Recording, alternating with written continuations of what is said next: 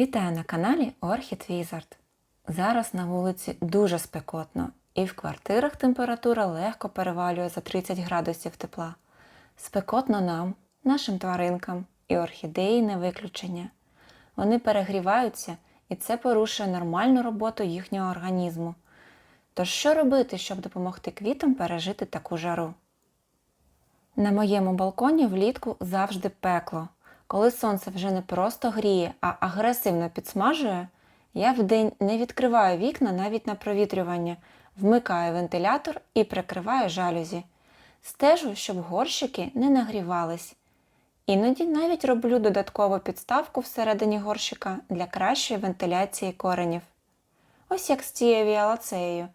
Їй такий формат дуже сподобався, швидше почала ростити бутончик, і це в таку спеку. Звичайно, коли квітів багато, за всіма не встежиш. І буває так, що субстрат в спеку швидко просихає і листочки починають рости гармошкою. Класичний сигнал зневоднення. Саме на балконі я роблю так. Провітрюю або з вечора до ранку, або вдень, якщо погода дозволяє. Завжди притіняю під час активного сонця, бо якщо цього не зробити, балкон сильно нагріється і я можу загубити квіти. Завжди оприскую зранку та ввечері, коли спека ще не почалася або вже спала. У сильну спеку не підживлюю добривами, поливаю тільки звичайною водою. І полив намагаюсь робити не в пік спеки, а зранку чи ввечері. Щодо рівня вологості, то в спеку я вважаю, що помірна вологість 40-50% плюс обов'язкова циркуляція повітря набагато безпечніше, ніж висока вологість, а ще й не зробити циркуляцію повітря, то гнилі забезпечені. Я колись так втратила пару рослин. Коли була відсутня пару тижнів, я від душі полила їх, ще й залишила води на дні горщика, повітря не рухалось і вся ця вологість зробила погану справу. Коли повернулась, квітка загинула.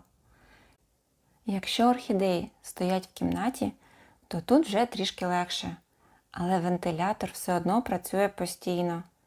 Деякі, бачите, навіть вирішили наростити квітконоси та зацвісти.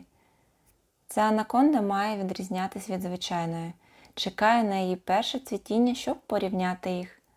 Це мої тетраспіси також нарощують квітконоси. І я їх не обрізаю, оскільки ці фаленопсиси постійно дорощують бутони. Тож намагаюсь робити комфортні умови в спеку своїм квітам, щоб вони набрались сил і порадували мене гарним цвітінням восени. Бережіть свої орхідеї, допомагайте їм пережити цю спеку легко та комфортно. Якщо відео було цікавим, ставте лайк, підписуйтесь і вмикайте дзвіночок, щоб не пропустити наступні випуски.